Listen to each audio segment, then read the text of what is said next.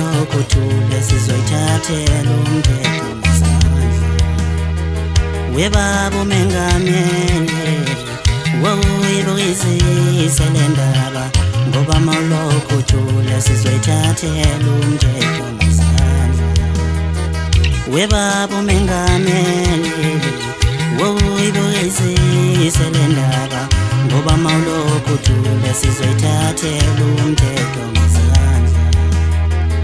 Amasiti emthetho agcwele yonke imigwaqo, kodwa uhulumeni uthuleleni ngqondo.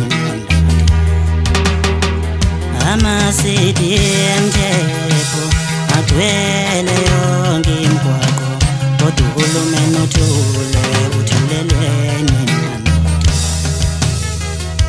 Unoma hlupheka sebenzile, ungcono sife siphele, noma sigugele emajele sifele emajele.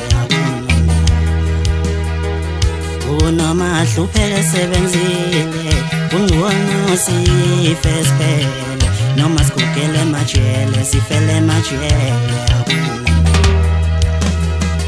Webaba umengameli wawuyibukisise le ndaba, ngoba mawulokuthula sizoyithathela umthetho ngesandla.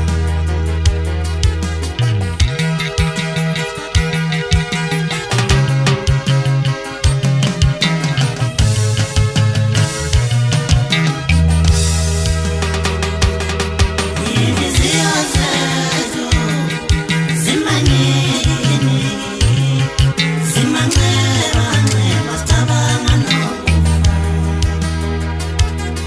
Inhliziyo zethu zimanyene, zimanxeba-nxeba, sicabanga nokufa. Inhliziyo zethu zimanyene, zimanxeba-nxeba, sicabanga nokufa. Uhulumeni wethu ukhoza abantu bangaphandle, thina kasithanda ukuhlanganyela nokuhlupheka. Uhulumeni wethu ukhoza abantu bangaphandle, thina kasithanda ukuhlanganyela nokuhlupheka. Inhliziyo zethu zimanyene, zimanxeba-nxeba, sicabanga nokufa.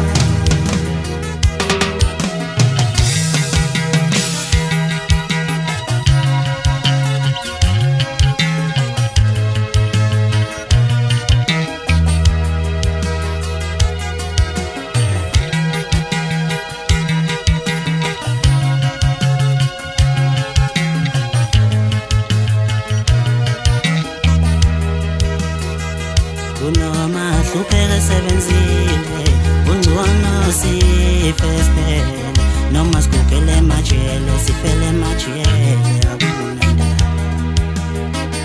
Unoma hlupheka sebenzile, ungcono sife siphele, noma sigugele emajele sifele emajele. Akunandaba. Unoma hlupheka sebenzile, ungcono sife siphele, noma sigugele emajele sifele emajele. Inhliziyo zethu zimanyene, zimanxeba-nxeba, sicabanga nokufa. Inhliziyo zethu zimanyene, zimanxeba-nxeba, sicabanga nokufa. Inhliziyo zethu